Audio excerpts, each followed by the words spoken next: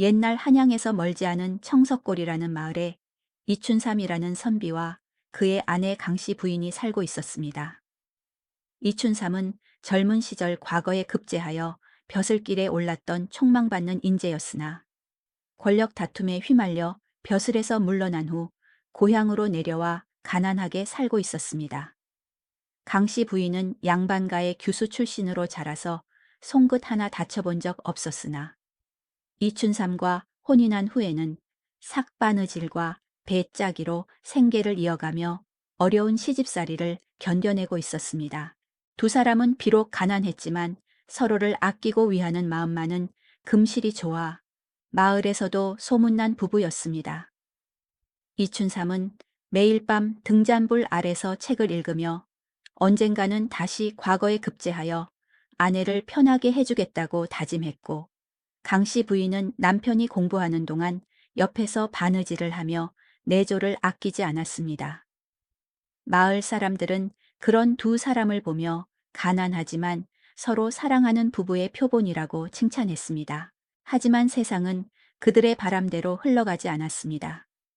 어느 해 겨울, 매서운 추위가 몰아치던 날, 이춘삼은 갑자기 원인 모를 병에 걸려 자리에 눕게 되었습니다. 처음에는 단순한 감기라고 여겼으나 기침이 멈추지 않고 밤낮으로 열이 오르내리기 시작했습니다. 강씨 부인은 걱정이 되어 마을의 의원을 불렀으나 의원은 진맥을 해보고는 심각한 표정을 지었습니다. 폐병의 기운이 있으니 빨리 치료하지 않으면 위험할 수 있다는 진단이었습니다. 강씨 부인은 하늘이 무너지는 것 같았습니다. 폐병은 당시로서는 불치병이나 다름없었고 완치되는 경우가 드물었기 때문입니다. 하지만 그녀는 절망하지 않고 필사적으로 남편을 간호하기 시작했습니다. 밤낮으로 약을 다리고 죽을 쑤어 먹이며 정성을 다했습니다. 남편의 이불을 자주 갈아주고 방을 따뜻하게 유지하며 영양가 있는 음식을 만들기 위해 동분서주했습니다. 하지만 이춘삼의 병세는 차도를 보이지 않았습니다. 시간이 갈수록 기침은 더욱 심해졌고 급기야 피까지 토하게 되었습니다. 얼굴은 누렇게 뜨고 몸은 점점 야위어 갔습니다. 의원을 다시 불러 진맥을 하니 병이 깊어져 회복이 어려울 수 있다는 말을 들었습니다. 강씨 부인은 눈물을 흘리며 더욱 간절히 남편을 돌보았지만 현실은 냉혹했습니다. 약값을 마련하기 위해 강씨 부인은 집안에 있던 귀중품들을 하나씩 팔기 시작했습니다. 처음에는 자신의 비녀와 응아락지를 팔았고 그것으로도 모자라자 시댁에서 물려받은 족자와 도자기들을 내놓았습니다. 조상 대대로 내려오던 물건들이었지만 남편의 목숨 앞에서는 아무것도 아까울 것이 없었습니다. 마을 사람들은 강씨 부인의 효성에 혀를 내두르며 칭찬했지만 동시에 안타까운 눈빛으로 바라보았습니다. 하지만 아무리 좋은 약을 써도 이춘삼의 병은 나아지지 않았습니다. 오히려 날이 갈수록 상태는 악화되어 갔습니다. 1년이 지나고 2년이 지나자 집안의 살림은 완전히 기울어 버렸습니다. 팔 수 있는 물건은 다 팔았고 마지막에는 초가집 마당에 작은 텃밭마저 팔아야 했습니다. 이제 남은 것은 비바람도 제대로 막지 못하는 낡은 집 한 채뿐이었습니다. 강씨 부인도 지칠 대로 지쳐갔습니다. 밤낮 없는 간병으로 그녀의 얼굴에도 생기가 사라지고 눈가에는 깊은 그늘이 드리웠습니다. 한때는 마을에서 손꼽히는 미인이었으나 이제는 수척하고 초라한 모습으로 변해버렸습니다. 잠을 제대로 자지 못해 눈 밑에는 다크서클이 생겼고 끼니를 거르기 일쑤여서 몸은 앙상하게 말라갔습니다. 그녀 자신도 병이 날 지경이었습니다. 마을 사람들은 강씨 부인을 보며 혀를 끌끌 찼습니다. 저렇게 젊은 나이에 병든 남편을 평생 간호하다 늙어버릴 것이라는 동정 어린 시선이었습니다. 어떤 이들은 차라리 남편을 포기하고 새 삶을 시작하는 것이 낫지 않겠냐는 말을 넌지시 던지기도 했습니다. 하지만 강씨 부인은 그런 말을 들을 때마다 고개를 저으며 남편을 끝까지 지키겠다고 다짐했습니다. 하지만 마음 한구석에서는 점점 다른 생각이 자라나고 있었습니다. 이렇게 살다가는 남편도 살리지 못하고 자신도 함께 망가져 버리는 것은 아닐까? 아무리 노력해도 나아지지 않는 남편의 병을 보며 절망감이 밀려왔습니다. 밤마다 남편의 거친 기침 소리를 들으며 좁은 방에 누워 있으면 이 지긋지긋한 가난과 고통에서 벗어나고 싶다는 생각이 들곤 했습니다. 어느 봄날 강 씨 부인은 약초를 캐러 뒷산에 올랐습니다.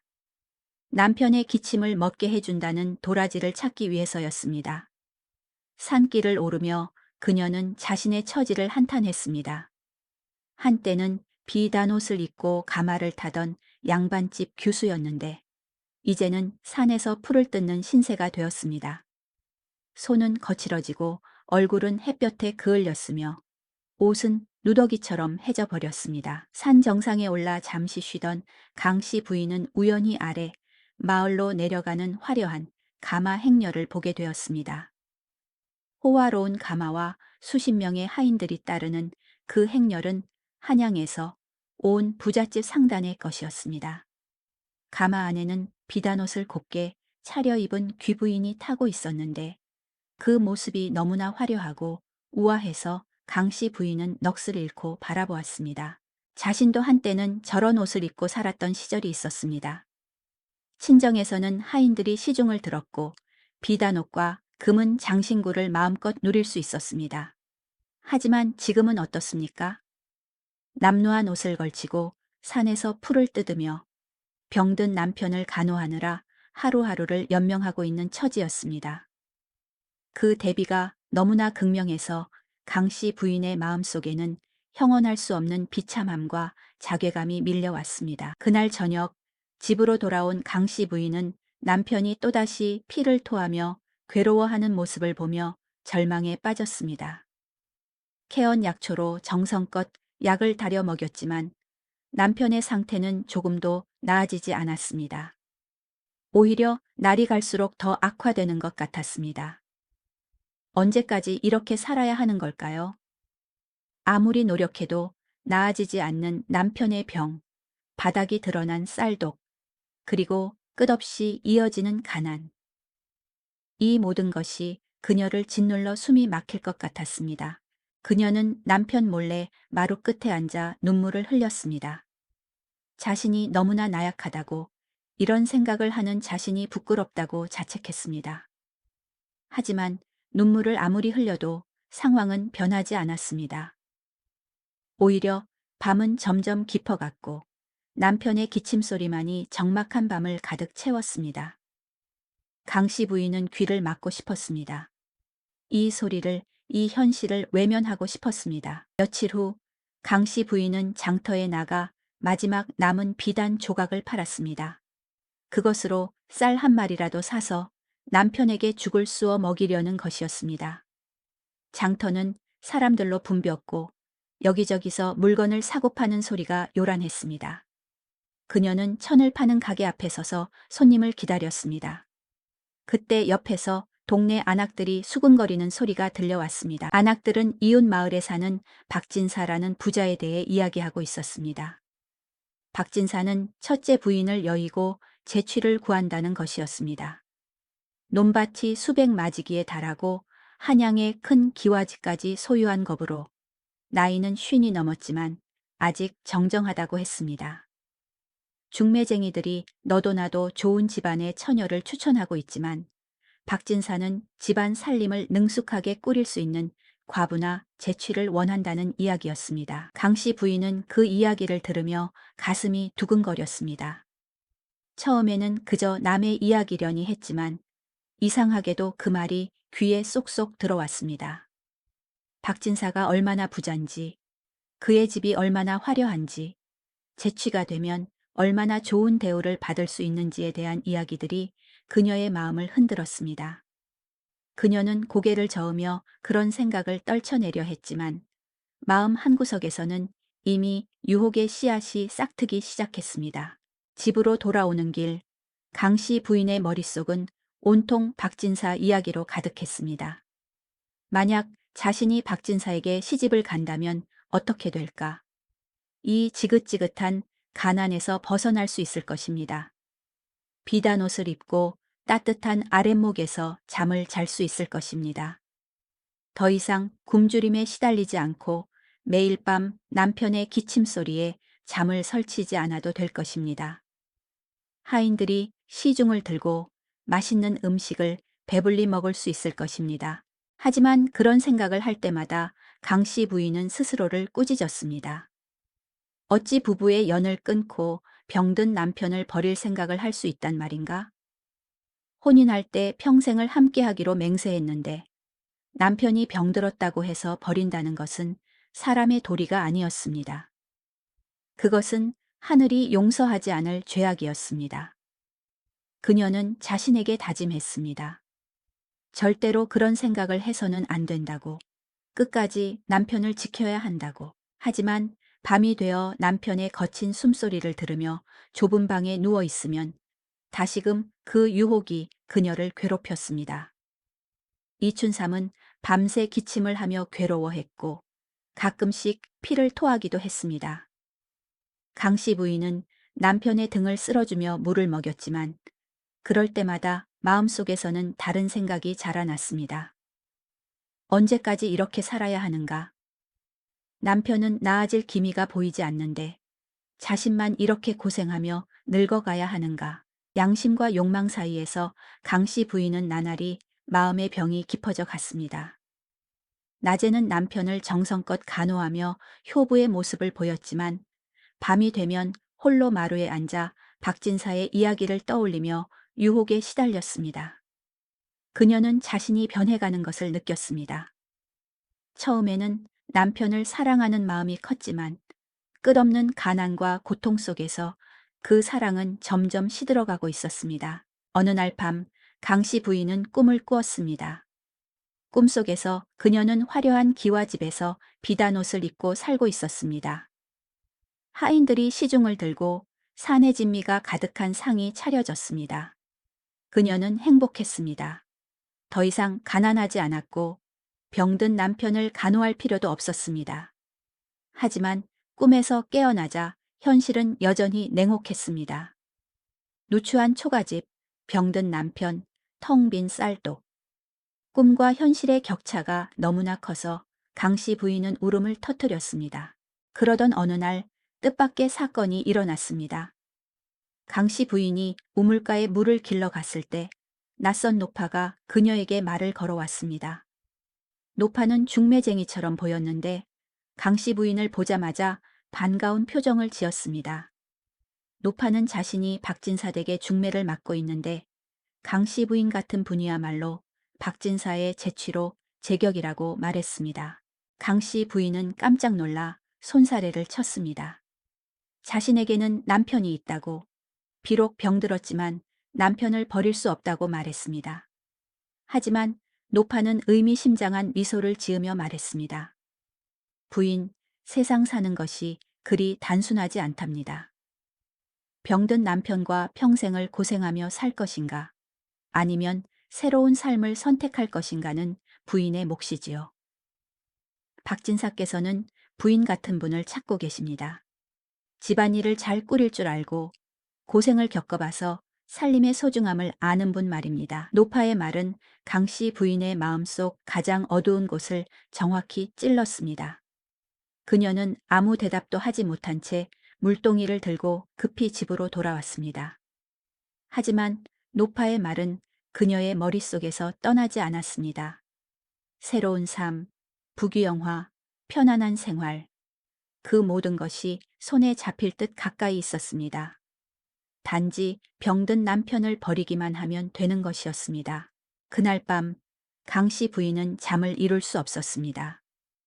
한편으로는 노파의 제안이 악마의 속삭임 같아 두려웠고 다른 한편으로는 그것이 자신을 구원할 유일한 길처럼 느껴졌습니다. 그녀는 남편을 바라보았습니다. 한때는 준수했던 얼굴은 온데간데 없고 뼈만 앙상하게 남은 해골 같은 모습이 누워 있었습니다. 거친 숨소리를 내며 괴로워하는 남편을 보며 강씨 부인은 마음이 무너졌습니다. 그녀는 자신도 모르게 생각했습니다. 어차피 남편은 오래 살지 못할 것입니다. 의원도 회복이 어렵다고 했고 병세는 날로 악화되고 있었습니다. 자신이 여기서 함께 죽을 필요는 없지 않은가. 차라리 새로운 삶을 시작하는 것이 현명한 선택이 아닐까? 그렇게 살면 적어도 자신은 살 수 있지 않은가? 그런 생각을 할 때마다 죄책감이 밀려왔지만 욕망은 점점 더 커져만 갔습니다. 며칠 동안 강 씨 부인은 심한 갈등에 시달렸습니다. 양심은 남편을 지키라고 외쳤지만 욕망은 새로운 삶을 선택하라고 속삭였습니다. 그녀는 밥을 먹을 때도, 바느질을 할 때도, 남편을 간호할 때도 그 생각에서 벗어날 수 없었습니다. 마음의 무게가 너무 무거워서 때로는 숨을 쉬기조차 힘들었습니다. 그러던 어느 날 강 씨 부인은 결국 마음의 결정을 내렸습니다. 남편을 떠나 박진색의 시집을 가기로 한 것입니다. 그 순간 그녀는 자신이 선을 넘었다는 것을 알았습니다. 되돌릴 수 없는 강을 건너고 있다는 것을 느꼈습니다. 하지만 이미 욕망에 사로잡힌 그녀는 멈출 수 없었습니다. 그녀는 스스로에게 변명했습니다. 이것은 생존을 위한 선택이라고, 자신도 살아야 한다고. 하지만 문제가 있었습니다. 남편이 살아있는 상태에서 어떻게 재혼을 할 수 있단 말입니까? 조선시대의 법도에서는 남편이 살아있는데 재혼하는 것은 중죄였습니다.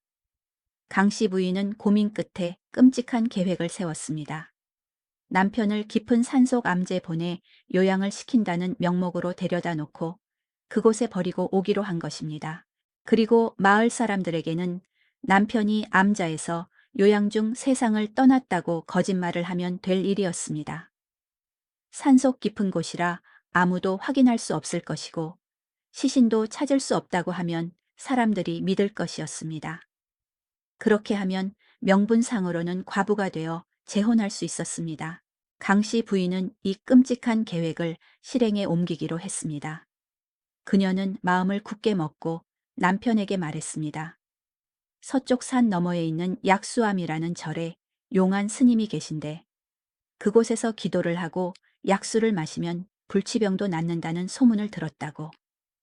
그 스님이 특별한 약초로 만든 약을 주는데 그것을 먹으면 죽어가던 사람도 살아난다는 이야기였습니다. 이춘삼은 처음에는 의심스러운 표정을 지었습니다.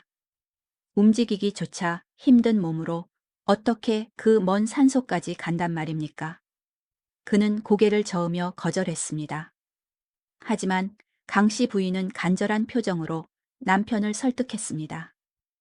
자신이 업고 가겠다고, 제발 한 번만 가보자고 애원했습니다. 이대로 있으면 정말 죽을 것 같으니 마지막으로 한 번만 희망을 걸어보자고 말했습니다. 강 씨 부인의 눈에는 진짜 눈물이 글썽거렸습니다. 그것은 남편을 걱정하는 눈물이 아니라 자신이 저지르려는 죄악에 대한 죄책감의 눈물이었습니다. 하지만 이춘삼은 그것을 아내의 효심으로 오해했습니다. 그는 결국 아내의 간청을 거절할 수 없어 고개를 끄덕였습니다. 그러자고 당신이 그렇게까지 말한다면 가보자고 승낙한 것입니다. 남편은 아내의 효심에 감동하여 눈물을 흘렸습니다. 당신이 이렇게까지 나를 위해 애쓰는데 내가 어찌 거절할 수 있겠소? 비록 이 몸이 험한 산길을 견딜 수 있을지 모르겠지만 당신의 정성이 하늘에 닿아 내 병이 낫기를 바라오. 그 눈물을 본 강씨 부인은 잠시 마음이 흔들렸습니다. 지금이라도 이 계획을 멈춰야 하는 것은 아닐까? 하지만 그녀는 이미 노파에게 승낙의 뜻을 전한 상태였고 마음속으로는 이미 새로운 삶을 꿈꾸고 있었습니다. 이튿날 새벽 강 씨 부인은 남편을 등에 업고 집을 나섰습니다. 동이 트기 전 어둑어둑한 시간이었습니다. 마을 사람들의 눈에 띄지 않으려고 일부러 이른 시간을 택한 것이었습니다. 그녀는 남편을 지게에 태우고 천천히 걸었습니다. 남편의 몸은 너무나 가벼워서 마치 빈 지게를 지고 가는 것 같았습니다. 2년 동안 병을 앓으며 뼈만 남았기 때문이었습니다. 하지만 몇 걸음 가지 않아 이웃집 할아버지와 마주쳤습니다. 일찍 밭에 나가던 할아버지는 강 씨 부인을 보고 물었습니다. 이른 새벽에 어디를 그리 가시오? 강 씨 부인은 당황했지만 태연한 척하며 대답했습니다. 남편의 병세가 도무지 차도가 없어 산속 암제 가서 불공이라도 드리고 며칠 맑은 공기나 쉬게 해주려고 한다고 둘러댔습니다. 할아버지는 혀를 차며 강 씨 부인을 칭찬했습니다. 세상에 이런 효부가 어디 있겠소? 병든 남편을 이렇게까지 돌보다니 하늘이 감동할 것이요. 조심해서 다녀오시오. 할아버지의 칭찬을 듣는 강 씨 부인의 등줄기에는 식은땀이 줄줄 흘렀습니다. 그 칭찬이 오히려 비수처럼 그녀의 가슴을 찔렀습니다. 자신은 효부가 아니라 남편을 버리려는 악년대. 사람들은 자신을 효부라고 칭찬하고 있었습니다. 산길은 갈수록 험해졌습니다. 인적이 드물어지고 길은 좁아졌으며 나무들이 울창하게 우거져 햇빛조차 제대로 들지 않았습니다. 강 씨 부인은 쉬지도 않고 묵묵히 산을 올랐습니다. 등 뒤에 엎인 남편은 가끔씩 미안하다는 말을 했습니다. 내가 이렇게 무거워서 당신이 힘들 텐데 정말 미안하오. 하지만 강 씨 부인은 아니라고 전혀 무겁지 않다고 대답했습니다. 실제로 남편의 몸은 너무 가벼웠습니다. 마치 마른 장작개비를 지고 가는 것 같았습니다. 그 가벼움이 오히려 강 씨 부인의 마음을 무겁게 했습니다. 남편이 이렇게까지 야위었다는 것이, 그리고 자신이 그런 남편을 버리려 한다는 것이 가슴 아팠습니다. 하지만 그녀는 그 감정을 억누르고 계속 걸었습니다. 한참을 올라가니 사람의 발길이 닿지 않는 깊은 골짜기가 나왔습니다. 깎아지른 절벽 아래에는 검푸른 이끼가 낀 바위들이 듬성듬성 놓여 있었고 대낮인데도 으스스한 기운이 감돌았습니다. 물소리만이 정막을 깨며 흘러내렸습니다. 강 씨 부인은 이곳이라면 아무도 찾아오지 못할 것이라 생각했습니다. 이곳에 남편을 두고 가면 아무도 찾지 못할 것이었습니다. 강 씨 부인은 적당히 평평한 바위 위에 지게를 내려놓고 남편을 부축하여 앉혔습니다. 이춘삼은 주위를 둘러보며 물었습니다. 여기가 그 약수암인가요? 암자는 어디에 있소? 강 씨 부인은 거짓말을 했습니다. 암자는 저 바위 너머에 있으니 제가 먼저 가서 스님께 말씀드리고 올 테니 여기서 잠시 쉬고 계세요. 남편은 고개를 끄덕였습니다. 강 씨 부인은 허리춤에서 주먹밥 몇 덩이를 꺼내 남편의 손에 쥐어주었습니다. 배가 고플 테니 이거라도 조금 드세요. 그리고 제가 곧 돌아올 테니 여기서 기다리세요. 남편은 아내를 믿고 알겠다고 대답했습니다. 빨리 다녀오라고, 조심해서 다녀오라고 신신당부했습니다. 그 순수한 눈빛을 보며 강 씨 부인은 가슴이 찢어질 것 같았습니다. 강 씨 부인은 물동이를 들고 바위 뒤로 걸어갔습니다. 남편의 시야에서 벗어나자 그녀는 물동이를 수풀 속에 던져버렸습니다. 그리고 왔던 길을 되짚어 뛰기 시작했습니다. 처음에는 천천히 걷다가 점점 속도를 높여 뛰기 시작했습니다. 뒤에서 남편이 자신을 부르는 소리가 희미하게 들렸습니다. 여보, 어디 가시오? 여보. 하지만 강 씨 부인은 귀를 막고 더욱 빨리 달렸습니다. 그녀는 나뭇가지에 얼굴이 긁히고 돌부리에 걸려 넘어지면서도 뒤를 돌아보지 않았습니다. 오직 이 지긋지긋한 가난과 병수발에서 벗어날 수 있다는 생각 하나로 산을 내려갔습니다. 가슴속에서는 죄책감이 밀려왔지만 그녀는 그것을 억눌렀습니다. 이미 돌이킬 수 없었습니다. 저질러진 일이었습니다. 해가 저물 무렵 마을로 돌아온 강 씨 부인은 옷매무새를 다듬고 집으로 들어갔습니다.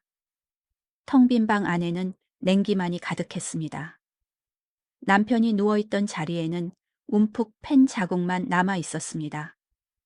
강 씨 부인은 그 자리를 보며 잠시 망설였지만 곧 마음을 다잡았습니다. 이제 돌아갈 수 없었습니다. 며칠 후 강 씨 부인은 마을 사람들에게 슬픈 소식을 전했습니다. 남편이 약수함에서 요양 중 갑자기 세상을 떠났다는 것이었습니다. 사람들은 강 씨 부인을 위로했습니다. 그렇게 정성껏 돌봤는데 끝내 하늘이 데려가셨구려. 부인은 정말 효부였소. 이제라도 남편이 편히 쉴 수 있을 것이요. 강 씨 부인은 슬픈 척 눈물을 흘렸습니다. 그 눈물은 반은 진짜였고 반은 거짓이었습니다. 남편에 대한 미안함과 죄책감에서 나온 눈물이었지만 동시에 사람들을 속이기 위한 연기이기도 했습니다. 사람들은 그녀의 눈물을 보고 더욱 동정했습니다. 얼마나 슬프겠소. 그렇게 지극정성으로 간호했는데 끝내 남편을 잃다니. 상을 치르는 동안 강 씨 부인은 계속 연기를 했습니다. 통곡하고 슬퍼하고 남편을 그리워하는 척했습니다. 하지만 마음 한구석에서는 이미 새로운 삶을 준비하고 있었습니다. 상을 치른 지 보름이 지나자 그녀는 은밀히 중매쟁이 노파를 찾아갔습니다. 이제 준비가 되었다고 박진사와의 혼담을 진행해달라고 부탁했습니다. 노파는 만족스러운 미소를 지으며 고개를 끄덕였습니다. 잘 결심하셨습니다, 부인. 박진사께서도 부인을 기다리고 계십니다. 곧 좋은 소식이 있을 것입니다.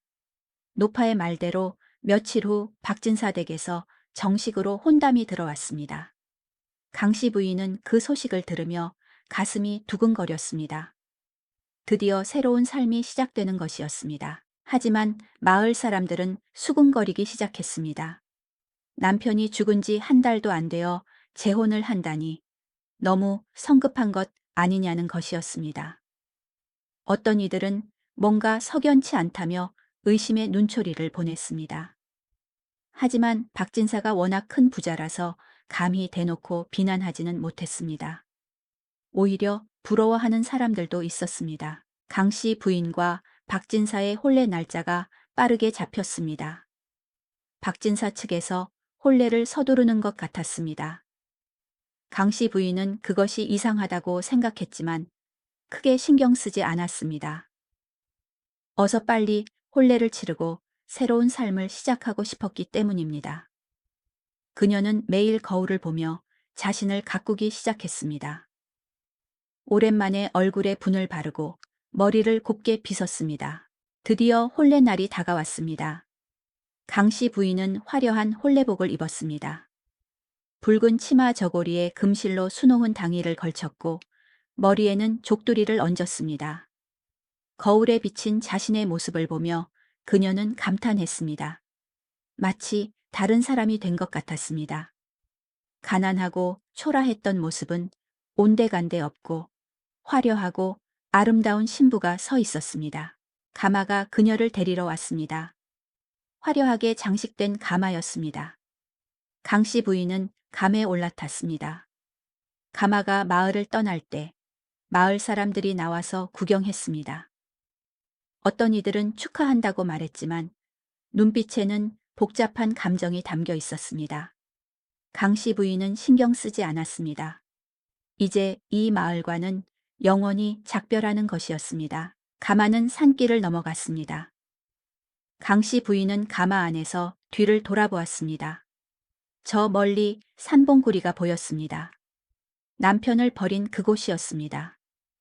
순간 가슴이 철렁했지만 그녀는 고개를 돌렸습니다. 이제는 뒤돌아보지 않기로 했습니다.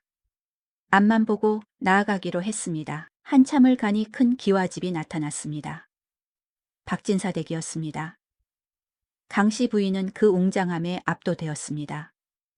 기와집은 정말 구이오시쿠칸이나 되는 것 같았습니다. 담장은 높고 견고했으며 대문은 육중하게 닫혀 있었습니다. 가마가 대문 앞에 멈추자 대문이 천천히 열렸습니다. 안으로 들어가니 넓은 마당이 펼쳐졌습니다. 마당 양옆으로는 행랑채가 늘어서 있었고 정면에는 사랑채가, 그 너머에는 안채가 보였습니다. 정원에는 연못이 있었고 연못 가운데에는 작은 정자가 서 있었습니다. 하인들이 줄지어 서서 새 주인마님을 맞이했습니다. 강씨 부인은 마치 꿈을 꾸는 것 같았습니다. 혼례식이 시작되었습니다. 마당에는 큰 차일이 쳐졌고 그 아래에 초례청이 마련되어 있었습니다. 수많은 하객들이 모였습니다. 양반들과 부잣집 사람들이었습니다. 음식은 산의 진미로 가득했습니다. 강씨 부인은 이 모든 것이 믿기지 않았습니다. 불과 며칠 전까지만 해도 굶주리던 자신이 이제는 이런 성대한 혼례의 주인공이 되었다니. 강씨 부인은 붉은 치마 저고리를 입고 화려한 족두리를 쓴 채 초례청으로 걸어갔습니다. 하지만 이상한 점이 있었습니다. 신랑인 박진사의 얼굴이 두꺼운 면사포로 가려져 있어 제대로 보이지 않았습니다. 강씨 부인은 의아했지만 중매쟁이 노파가 설명했습니다. 박진사께서 얼굴에 화상을 입어 혼례가 끝날 때까지는 면사포를 쓰기로 하셨다고. 강씨 부인은 그 말을 믿었습니다. 사실 그녀에게 중요한 것은 박진사의 얼굴이 아니라 그의 재산이었습니다. 얼굴이야 어떻든 간에 부자와 결혼한다는 사실 자체가 중요했습니다. 그녀는 신랑과 함께 큰절을 올렸습니다. 교배례, 제배례를 하며 백년가약을 맹세했습니다. 혼례식이 끝나고 잔치가 시작되었습니다. 하객들은 술과 음식을 즐기며 축하했습니다. 강씨 부인은 그 화려한 광경을 보며 황홀해했습니다. 이것이 바로 내가 원했던 삶이라고, 옳은 선택을 했다고 스스로를 칭찬했습니다. 남편을 버린 죄책감은 어느새 사라지고 오직 부귀영화에 대한 기대감만이 남았습니다. 해가 지고 밤이 깊어졌습니다. 드디어 신방으로 들어갈 시간이 되었습니다. 강씨 부인은 떨리는 마음으로 화려하게 꾸며진 신방으로 안내되었습니다. 방 안에는 붉은 촛불이 타오르고 있었고 비단 이불이 깔린 침상이 그녀를 기다리고 있었습니다. 병풍에는 아름다운 그림이 그려져 있었고 벽에는 값비싼 족자가 걸려 있었습니다. 강씨 부인은 단정히 앉아 신랑을 기다렸습니다. 가슴이 두근거렸습니다. 설렘 반, 긴장 반이었습니다. 얼마 후 문이 천천히 열리고 박진사가 들어왔습니다. 그는 여전히 얼굴에 면사포를 두르고 있었습니다. 촛불빛에 비친 그의 실루엣은 건장해 보였습니다. 강씨 부인은 안도했습니다. 적어도 건강한 사람인 것 같았습니다. 박진사는 천천히 강씨 부인에게 다가왔습니다. 그의 걸음걸이는 느렸지만 힘이 있어 보였습니다. 강씨 부인은 초조한 마음으로 그를 바라보았습니다. 박진사가 그녀 앞에 섰습니다. 둘 사이에는 침묵이 흘렀습니다. 촛불만이 파르르 떨리며 방 안을 밝히고 있었습니다. 강씨 부인은 용기를 내어 물었습니다. 서방님, 이제 면사포를 벗으시지 않으시렵니까? 목소리가 떨렸습니다. 박진사는 대답 없이 천천히 손을 들어 면사포에 가져갔습니다. 강씨 부인은 숨을 죽이고 지켜보았습니다. 과연 어떤 얼굴일까? 화상이 얼마나 심할까? 하지만 그녀는 상관없다고 생각했습니다. 중요한 것은 재산이니까. 촛불이 흔들리며 방 안에 기묘한 그림자를 드리웠습니다. 박진사의 손이 천천히 면사포를 벗기기 시작했습니다. 먼저 이마가 드러났고 그 다음 눈이 그리고 코가 마지막으로 입이 드러났습니다. 면사포가 완전히 벗겨지는 순간 강씨 부인은 비명을 지를 뻔했습니다. 아니, 실제로 작은 비명이 그녀의 입에서 터져 나왔습니다. 그곳에는 화상을 입은 낯선 남자의 얼굴이 아니었습니다. 믿을 수 없는 광경이 그녀의 눈앞에 펼쳐져 있었습니다. 그것은 뼈만 앙상하게 남아 폐병으로 고생하던 남편 이춘삼의 얼굴이었습니다. 아니, 정확히는 건강을 되찾고 살이 오른 이춘삼의 얼굴이었습니다. 창백했던 얼굴에는 생기가 돌았고 움푹 꺼졌던 볼에는 살이 올라 있었으며 핏기 없던 입술은 붉게 빛나고 있었습니다. 강씨 부인은 뒤로 물러서며 벽에 등을 부딪혔습니다. 이게 어찌된 일입니까? 당신은 산에서. 당신은 죽었어야. 그녀의 목소리는 떨렸고 얼굴은 백지장처럼 하얗게 질려버렸습니다. 이춘삼은 슬프면서도 냉정한 미소를 지으며 천천히 입을 열었습니다. 그렇소. 당신이 나를 죽게 내버려 두었소. 산속 깊은 곳, 아무도 찾지 못할 그곳에 나를 버리고 갔소. 주먹밥 몇 개만 남겨두고 말이오. 이춘삼의 목소리는 차갑고 낮았습니다. 강씨 부인은 변명하려 했지만 입이 떨어지지 않았습니다. 이춘삼은 계속 말을 이었습니다. 하지만 하늘은 나를 버리지 않았소. 당신이 나를 버리고 떠난 그날 저녁, 그 계곡을 지나던 약초꾼이 나를 발견했소. 그는 나를 자신의 암자로 데려가 정성껏 간호해 주었소. 사실 그 약초꾼은 보통 사람이 아니었소. 산속에서 수십 년을 살며 온갖 약초의 효능을 꿰뚫고 있는 명의였소. 그는 내게 신기한 약초로 만든 약을 먹였소. 처음에는 나도 살아날 수 있을 거라 기대하지 않았소. 하지만 그 약은 정말 효험이 있었소. 며칠이 지나자 기침이 멎었고 한 달이 지나자 피를 토하지 않게 되었소. 두 달이 지나자 일어나 걸을 수 있었고 석 달이 지나자 완전히 건강을 되찾았소. 마치 기적 같은 일이었소. 강씨 부인은 그 말을 들으며 온몸이 얼어붙는 것을 느꼈습니다. 남편이 살아있다니, 아니 건강을 되찾았다니, 이것은 꿈이 아닌가 싶었습니다. 하지만 눈앞에 서 있는 이춘삼은 너무나 생생했습니다. 그녀는 무릎이 꺾여 주저앉으려 했지만 간신히 버텼습니다. 이춘삼은 방 안을 천천히 걸으며 말을 계속했습니다. 건강을 되찾은 나는 암자를 나와 한양으로 올라갔소. 그곳에서 옛 동료들을 만났소. 그들은 나를 반갑게 맞아주었고 다시 벼슬길에 나아갈 기회를 주었소. 나는 그 기회를 놓치지 않고 열심히 일했소. 그리고 몇 달 만에 상당한 지위에 올랐소. 또한 나는 장사에도 손을 댔소. 건강했을 때의 인맥을 활용하여 무역 사업을 시작했소. 운이 좋았는지 사업은 크게 번창했소.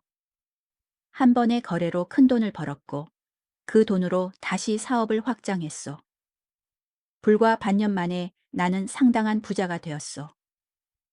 이 집도 이 재산도 모두 내가 직접 일궈낸 것이요. 강씨 부인은 그 말을 들으며 현기증을 느꼈습니다. 자신이 버린 남편이 건강을 되찾았을 뿐 아니라 부자가 되었다니. 이것은 너무나 잔인한 운명의 장난이었습니다. 만약 자신이 남편을 끝까지 지켰다면 지금쯤 그 부귀영화를 정당하게 누릴 수 있었을 텐데. 하지만 욕심에 눈이 멀어 남편을 버렸고 이제는 모든 것을 잃게 되었습니다. 이춘삼은 강씨 부인을 똑바로 쳐다보며 말했습니다. 그런데 한양에서 나는 놀라운 소식을 들었소. 내 아내가 나를 버리고 재혼하려 한다는 소식을 말이오. 처음에는 믿을 수 없었소. 그토록 나를 사랑한다던 당신이, 그렇게 지극정성으로 간호하던 당신이 어찌 그럴 수 있단 말이오. 하지만 알아보니 사실이더군요. 당신은 내가 산에서 죽었다고 거짓말을 하고 박진사라는 부자에게 시집을 가려 했소. 나는 당신의 마음을 시험해보고 싶었소. 정말 당신이 부귀영화만을 좇는 사람인지 아니면 혹시라도 양심이 남아있는지 말이오. 그래서 나는 박진사라는 가짜 이름을 만들었소. 그리고 중매쟁이를 시켜 당신에게 혼담을 넣었소. 당신이 거절하기를 남편이 죽은 지 얼마 안 되어 재혼할 수 없다고 말하기를 간절히 바랐소. 하지만 당신은 주저없이 승낙했소. 그것도 아주 빠르게 말이오. 강씨 부인은 그제야 모든 것이 남편의 계략이었음을 깨달았습니다. 박진사도 중매쟁이 노파도 이 화려한 집도 모두 남편이 자신을 시험하기 위해 꾸민 일이었던 것입니다. 그녀는 완전히 속았습니다. 아니, 스스로 욕망의 함정에 빠진 것입니다. 강씨 부인은 무릎을 꿇고 바닥에 머리를 조아렸습니다. 서방님, 제가 잘못했습니다. 제가 욕심에 눈이 멀어 그런 짓을 저질렀습니다. 부디 용서해 주십시오. 저를 용서해 주십시오. 그녀의 목소리는 울음으로 떨렸습니다. 눈물이 바닥에 뚝뚝 떨어졌습니다. 하지만 이춘삼은 냉정했습니다. 그의 얼굴에는 어떤 동정도 보이지 않았습니다. 용서? 당신은 생사를 함께 하자던 맹세를 저버렸소. 혼인할 때 우리는 서로에게 맹세했소. 부귀든 가난이든 건강이든 질병이든 평생을 함께 하기로. 하지만 당신은 그 맹세를 깨뜨렸소. 병들고 가난할 때는 나를 산속에 버리고 부귀영화가 보장되면 망설임 없이 달려가는 당신을 어찌 믿을 수 있겠소? 나는 이제 당신이 그토록 원하던 부자가 되었소. 하지만 당신은 그것을 누릴 자격이 없소. 왜냐하면 당신은 내가 가장 힘들 때 나를 버렸기 때문이요. 이춘삼의 목소리는 단호했습니다. 강씨 부인은 더욱 간절히 용서를 빌었습니다. 서방님, 제발요. 한 번만 용서해 주십시오. 다시는 그런 짓을 하지 않겠습니다. 평생 서방님을 섬기며 살겠습니다. 제발 저를 버리지 마십시오. 하지만 이춘삼은 고개를 저었습니다. 당신이 나를 버렸을 때 나는 얼마나 배신감을 느꼈는지 아시오? 내가 당신을 얼마나 사랑했는지, 당신을 위해 얼마나 노력했는지 아시오? 가난했지만 나는 당신을 행복하게 해주려고 애썼어. 하지만 당신은 그 모든 것을 저버리고 나를 죽음의 길로 내몰았소. 만약 그 약초꾼이 나를 발견하지 못했다면 나는 정말 그곳에서 죽었을 것이요. 추위와 굶주림 속에서 당신을 원망하며 죽었을 것이요. 그 고통을, 그 절망을 당신은 상상이나 할 수 있어? 이춘삼의 목소리에는 깊은 슬픔과 분노가 담겨 있었습니다. 강씨 부인은 바닥에 엎드려 통곡했습니다. 하지만 이춘삼은 움직이지 않았습니다. 그는 하인들을 불렀습니다. 하인들이 방으로 들어왔습니다. 이춘삼은 차갑게 명령했습니다. 이 여자를 내쫓으시오. 다시는 이 집에 발을 들이지 못하게 하시오. 하인들이 강씨 부인을 붙잡았습니다. 강씨 부인은 발버둥 치며 애원했습니다. 안 됩니다. 서방님, 제발요. 저를 버리지 마십시오. 하지만 하인들은 그녀를 억지로 끌고 나갔습니다. 화려한 홀레복을 입은 그녀는 마당을 가로질러 대문 밖으로 끌려갔습니다. 대문이 그녀 뒤에서 쾅 하고 닫혔습니다.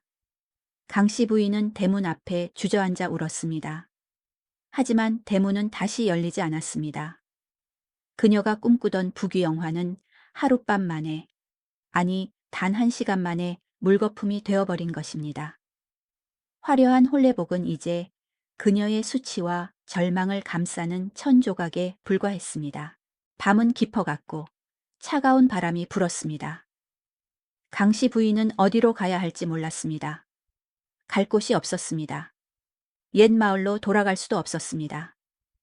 남편을 버리고 재혼했다는 소문이 퍼져 마을 사람들이 그녀를 손가락질할 것이 뻔했기 때문입니다. 친정으로 갈 수도 없었습니다.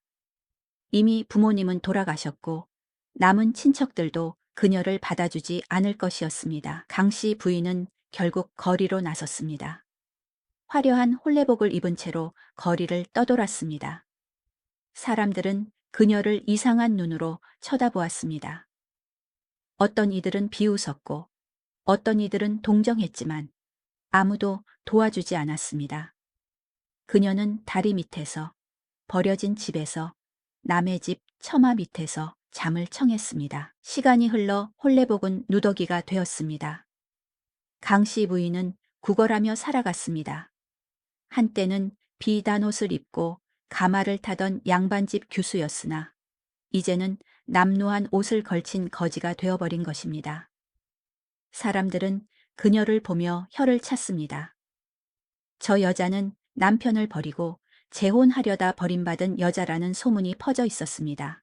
세월이 흘렀습니다. 강씨 부인은 병들고 늙어갔습니다. 끼니를 제대로 잊지 못해 몸은 더욱 야위어 갔고 추위와 더위를 제대로 피하지 못해 병이 들었습니다. 기침이 나기 시작했습니다. 아이러니하게도 남편이 앓았던 것과 비슷한 병이었습니다. 하지만 그녀를 간호해줄 사람은 아무도 없었습니다. 어느 추운 겨울날 강씨 부인은 한강변 다리 밑에서 쓰러졌습니다. 더 이상 일어날 힘이 없었습니다. 그녀는 하늘을 올려다보았습니다. 눈이 내리고 있었습니다. 하얀 눈송이들이 그녀의 얼굴에 내려앉았습니다. 차갑고 아름다웠습니다. 죽어가면서 그녀가 마지막으로 떠올린 것은 남편과 함께 가난하지만 행복했던 시절이었습니다. 작은 초가집에서 남편과 마주 앉아 저녁을 먹던 모습, 등잔불 아래서 남편이 책을 읽는 동안 옆에서 바느질하던 모습, 가난했지만 서로를 아끼며 살았던 그 시절. 그때가 진정 행복한 시절이었습니다. 욕심만 부리지 않았다면, 남편을 끝까지 지켰다면, 지금쯤 건강을 되찾은 남편과 함께 행복하게 살고 있었을 것입니다. 부귀영화도 누리고 사랑하는 사람과도 함께 있을 수 있었을 것입니다. 하지만 그녀는 욕심에 눈이 멀어 모든 것을 저버렸고 그 대가로 모든 것을 잃었습니다. 강씨 부인은 눈을 감았습니다. 마지막 숨을 내쉬며 그녀는 중얼거렸습니다. 서방님, 용서하세요. 그리고 그녀는 차가운 겨울 땅 위에서 조용히 숨을 거두었습니다. 아무도 그녀의 죽음을 애도하지 않았습니다. 그녀의 시신은 며칠 후 관아의 하인들에 의해 발견되어 무영고 묘지에 묻혔습니다. 한편 이춘삼은 높은 벼슬에 올라 부귀영화를 누렸습니다. 그는 능력 있는 관리로 인정받아 점점 더 높은 자리에 올랐습니다. 재산도 불어나 한양에서 손꼽히는 부자가 되었습니다. 사람들은 그를 존경했고 많은 이들이 그의 딸과 혼인하고 싶어 했습니다. 하지만 이춘삼의 마음속에는 깊은 상처가 남아 있었습니다. 사랑했던 아내가 자신을 배신한 아픔은 쉽게 사라지지 않았습니다. 그는 다시는 재혼하지 않았습니다. 많은 이들이 재혼을 권했지만 그는 고개를 저었습니다. 한 번 배신당한 마음은 다시 사랑을 믿을 수 없었던 것입니다. 이춘삼은 평생을 홀로 살았습니다. 부귀영화를 누렸지만 마음은 늘 외로웠습니다. 가끔씩 그는 아내와 함께 가난하게 살던 시절을 떠올렸습니다. 비록 가난했지만 서로 사랑하며 행복했던 그 시절이 그리웠습니다. 만약 아내가 자신을 끝까지 지켰다면 함께 이 부귀영화를 나누며 행복하게 살 수 있었을 텐데, 하지만 이미 모든 것이 늦었습니다. 아내는 세상을 떠났고 그는 홀로 남았습니다. 재산도 명예도 있었지만 사랑하는 사람은 없었습니다. 그는 늙어서야 깨달았습니다. 진정한 행복은 부귀영화가 아니라 서로 사랑하는 사람과 함께하는 것이라는 것을. 하지만 그 깨달음은 너무 늦게 왔습니다. 이춘삼은 70이 넘어 세상을 떠났습니다. 그의 재산은 먼 친척들에게 상속되었고 그의 이름은 역사에 기록되었습니다. 하지만 그의 마음속 깊은 곳에는 여전히 아내에 대한 그리움과 배신감이 남아 있었습니다. 이 이야기는 청석골 마을에서 마을로, 고을에서 고을로 전해졌습니다. 사람들은 이 이야기를 들으며 깊은 교훈을 얻었습니다. 부부의 연은 하늘이 맺어준 것이니 함부로 끊어서는 안 되며, 어려울 때 함께하지 못하는 사람은 좋을 때도 함께할 자격이 없다는 것을.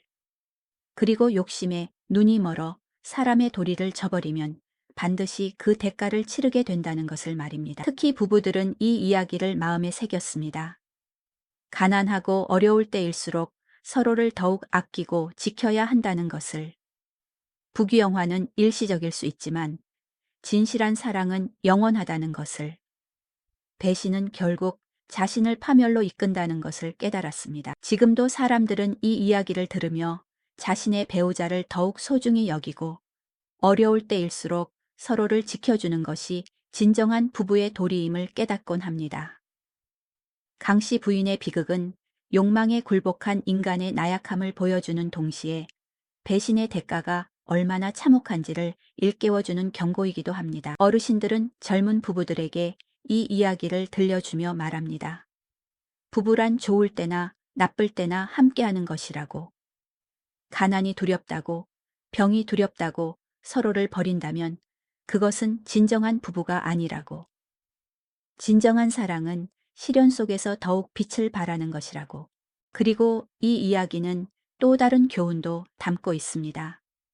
복수나 시험보다는 용서와 이해가 더 중요하다는 것입니다. 이춘삼이 만약 아내를 용서하고 다시 받아들였다면 두 사람 모두 행복하게 살 수 있었을 것입니다. 하지만 그는 복수를 택했고 그 결과 두 사람 모두 불행한 삶을 살게 되었습니다. 이처럼 이 이야기는 여러 층의 의미를 담고 있습니다. 욕심의 위험성, 배신의 대가, 부부애의 중요성, 그리고 용서의 필요성까지. 세월이 흘러도 이 이야기가 계속 전해지는 이유는 바로 이런 깊은 교훈들이 담겨 있기 때문입니다. 밤이 깊어가면 어머니들은 딸들에게 이 이야기를 들려주며 말합니다. 절대로 욕심에 눈이 멀어 소중한 것을 버리지 말라고. 진정한 행복은 부귀영화가 아니라 사랑하는 사람과 함께하는 것이라고. 그리고 한 번 저지른 잘못은 돌이킬 수 없으니 항상 신중하게 행동하라고 가르칩니다.